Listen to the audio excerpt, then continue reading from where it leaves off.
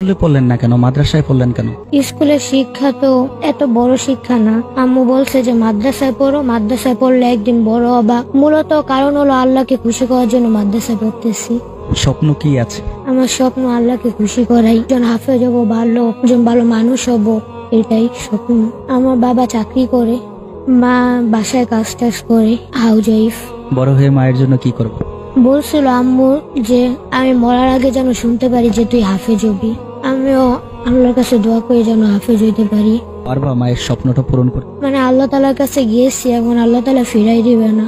অনেক কুরবানি করতেছি, এখন আল্লাহ তাআলা দিবে ইনশাআল্লাহ। প্রত্যেকটি নামাজের মোনাজাতে কোন মানুষটার জন্য দোয়া করে? সবার জন্য দোয়া করি, আব্বু আম্মু দাদি নানি। বড় হয়ে মায়ের জন্য কি করে? দেখি আল্লাহ তাআলার কাছে গিয়েছি, আল্লাহকে খুশি করার জন্য গেছি, যে আল্লাহ তাআলা যেটা ভাগ্যে রেখেছে ওইটাই হবে। মাকে এত বেশি ভালোবাসো কেন? জন্ম দিয়েছ আম্মু। একজন নবীজির কাছে একটা সাহাবী গেছিল যে হে রাসূলুল্লাহ, আমার মার অধিকার কতটুকু আর বাবার অধিকার কতটুকু। প্রথমবার জিজ্ঞেস করছে, প্রথমে আমাদের নবী মুহাম্মদ সাল্লাল্লাহু আলাইহি ওয়াসাল্লাম বলছিল মা, দ্বিতীয়বার আবার জিজ্ঞেস করছে তখনও বলছিল মা, তৃতীয়বার আবার জিজ্ঞেস করছে তখনও মা বলছে, চতুর্থবার জিজ্ঞেস করার পরে তিনি বাবার কথা বলছে।